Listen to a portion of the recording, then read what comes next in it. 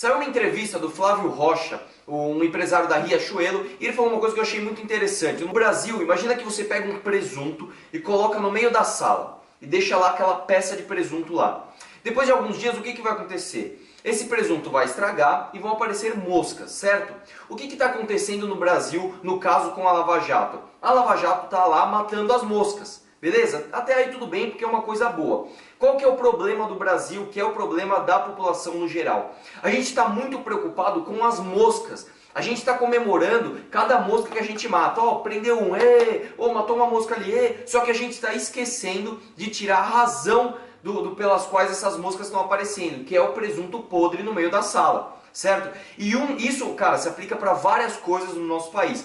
E uma delas, eu acredito que seja o sistema eleitoral.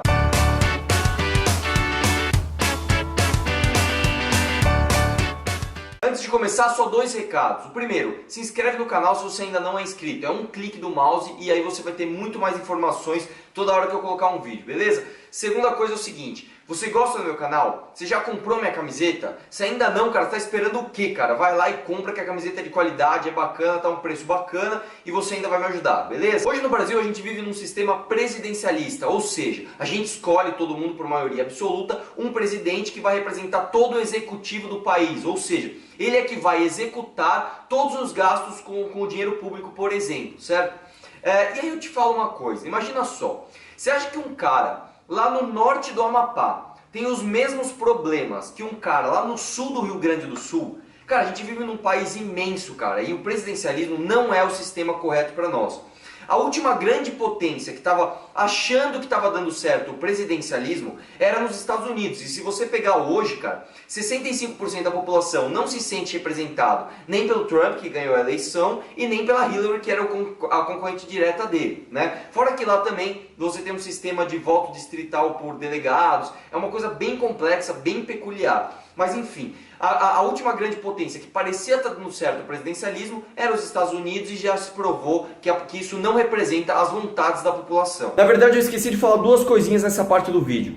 A primeira é o seguinte, existe uma coisa chamada repasse federal, ou seja, os estados pegam o dinheiro dos impostos dos cidadãos e passam para o governo federal. E o governo federal distribui isso entre os estados. Ou seja, você pega um estado que arrecada mais, como por exemplo São Paulo, ele pega esse dinheiro, dá para o governo federal, e o governo federal pega esse dinheiro e dá para os estados que arrecadam menos. Ou seja, literalmente, você pega o dinheiro de um cara, de um estado lá longe, pega o imposto desse cara e dá para um cara lá no outro extremo do país que você nem conhece, cara. Existe essa questão do repasse federal, o que é uma coisa ridícula.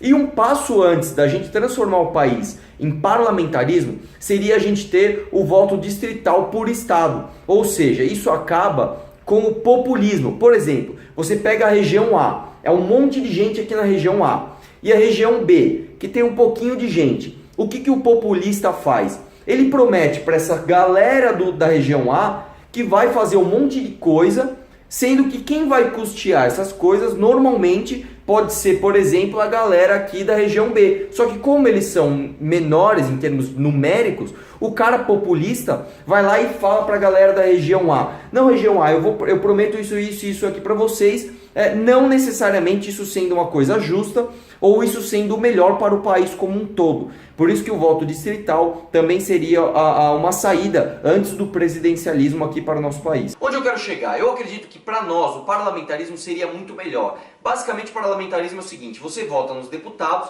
e os deputados escolhem um primeiro-ministro. Ou seja, isso faz com que, por mais que, entre aspas, o voto para esse primeiro-ministro seja indireto, porque você vai votar em quem vai votar para o primeiro-ministro e não nele direto, você tem um país muito mais governável. No caso, por exemplo, de um país onde você está tomando decisões erradas, como por exemplo no caso da Dilma Rousseff.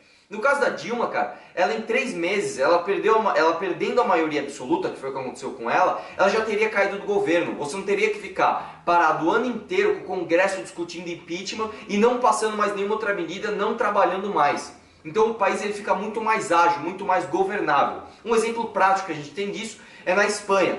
A Espanha caiu o primeiro-ministro lá e eles ficaram quase mais de um ano, acho, sem decidir quem seria o primeiro-ministro. Aí você fala, bom, então o país parou? Ao contrário, O país cresceu muito porque o país continuou sendo governável. Os parlamentares que estavam lá não ficaram se preocupando com o impeachment, eles ficaram se preocupando com as medidas que fariam o país crescer, certo? Hoje aqui no Brasil a gente também tem um sistema partidário que eu não acho que é o correto. Por incrível que pareça, aqui no Brasil tem poucos partidos. Ué, como assim tem um monte? Não, tem poucos. O que acontece é que aqui no nosso país é tão ridículo, cara, que para você abrir um partido, ele tem que ser um partido cartorário. Ou seja, ele precisa lá do mínimo de assinaturas e aí é que vem o absurdo. Ele recebe fundo partidário.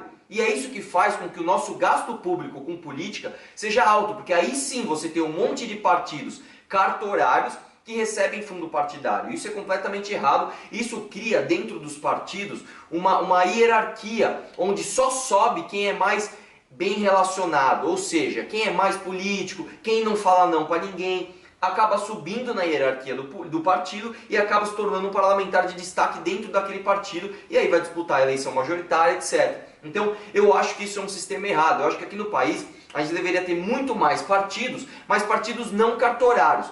Por exemplo, se você pegar o MBL, por exemplo, o MBL é um movimento de rua, né, que as pessoas se juntam voluntariamente para lutar por um ideal em comum. Eu acho que deveriam ter muito mais movimentos como esse e eles se tornarem partidos, mas não cartorários. Inclusive, essa é uma dúvida recente, o pessoal sempre pergunta, poxa, por que sei lá, movimentos de rua, como por exemplo o MBL, não viram um partido e aí elege lá os caras, enfim. Primeiro porque é o seguinte, para você criar um partido você precisa de muito dinheiro e muitas assinaturas. E aí você vai receber dinheiro público para você lutar por aquelas ideias. O que eu já acho por si só uma coisa errada. Em termos práticos, mais difícil de você impor os seus ideais dentro da máquina pública. Por exemplo, em São Paulo, para você eleger um vereador, você precisa de mais ou menos 100 mil votos, certo? Então assim, se você tem um partido e você consegue 100 mil votos, você elegeu um vereador. Agora, se você tem uma estrutura suprapartidária e você tem 100 mil votos dentro de uma coligação, você leva 3 vereadores, você põe 3 pessoas lá para representar os seus ideais. Então, em termos práticos, infelizmente, com esse sistema eleitoral que a gente tem hoje, é melhor você ser uma estrutura suprapartidária que você consegue ser melhor representado dentro da máquina pública. Uma outra coisa interessante que acontece na prática, quando você começa a aprender sobre política, você começa a perceber isso. Os parlamentares, geralmente, eles não votam, por incrível que pareça, de acordo com o partido. Eles preferem votar de acordo com a bancada que os elegeu. Por exemplo, se você tem uma bancada lá, sei lá, uma bancada dos ruralistas, aí você vai lá numa votação e você tem aquele deputado ruralista. A bancada ruralista manda votar uma coisa, o partido manda votar outra, ele vai votar de acordo com a bancada e não de acordo com o partido. Porque se ele votar contra o partido, beleza, ele pode ter um problema lá com o presidente, pode ter até umas rusgas lá com o pessoal e tal, mas ele pode até ficar isolado politicamente no partido, mas se ele votar contra a bancada dele, aí ele não é eleito na próxima eleição. Então, conta muito mais a bancada e os ideais que eles representam do que o partido em si. E é por isso que hoje a estrutura partidária no Brasil tão pouco representa as ideias e sim os interesses políticos daquele grupo de pessoas que só quer ascender no poder e não representar ideais. Deu para entender? Um exemplo prático e rápido aqui. Se você pegar, por exemplo, o Bolsonaro, o deputado Jair Bolsonaro, e aí o pessoal lá militarista fala para ele votar uma coisa, e aí o PSC, que é o partido dele, manda ele votar outra coisa. Ele vai votar de acordo com os militares e não de acordo com o partido. Tá dando para entender aí? Isso reforça o argumento de que uma estrutura suprapartidária é muito mais eficiente, muito mais representativa do que o partido em si. Uma outra coisa que acontece no país que eu acho errada, por exemplo, se você pegar os deputados estaduais, como que eles são eleitos? Um deputado estadual, ele recebe voto do estado inteiro, o que eu acho uma coisa negativa. Eu acho que deveria ser voto distrital. Como assim? Eu acho que deveria cada bairro ou cada distrito, sei lá, eleger o seu deputado. Por quê? Você dentro de um distrito, em primeiro lugar, você gera mais competição, você melhora a qualidade dos políticos. Você vai ter debate, você vai ter mais disputa, mais competição para os políticos representarem aquele distrito que ele está instalado. Uma outra coisa também é o seguinte, cara, você conhece, você tem mais proximidade com o político que você está votando. Você sabe quem é o cara do bairro, você sabe se ele é um cara que dá calote na padaria, você sabe se ele é um cara metido, um cara arrogante, se é um cara bacana. Você tem muito mais proximidade com o político.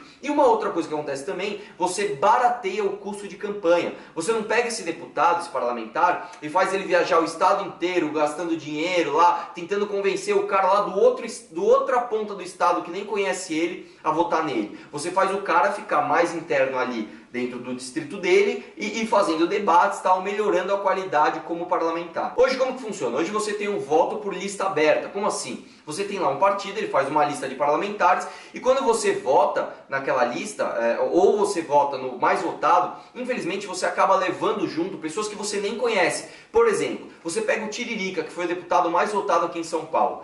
Quem votou no Tiririca, votou no Tiririca. Mas ele, cara, teve tanto voto que ele levou mais 3 que você nem sabe quem são. Então tem muita gente lá investigada pela Lava Jato, cara que não sabe nem debater, cara que você nem conhece, que tá lá eleito porque foi puxado por um outro figurão do partido que foi mais votado, entendeu? E acredite se quiser, tem parlamentar querendo passar um projeto de lei que essa lista seja fechada, ou seja, você vota no partido sem saber em quem você está votando e aí eles lá decidem quem vão ser os parlamentares que vão pegar os votos. Dá pra entender que absurdo é esse, cara? Então assim, o nosso sistema eleitoral ele é algo realmente muito errado, que realmente precisa de uma reforma. Beleza, é isso, bem resumido. Se você gostou desse vídeo, não deixe de entrar no YouTube, digita tudo junto. Mamãe Falei, tem no Facebook também, compre a camiseta e vamos questionar tudo!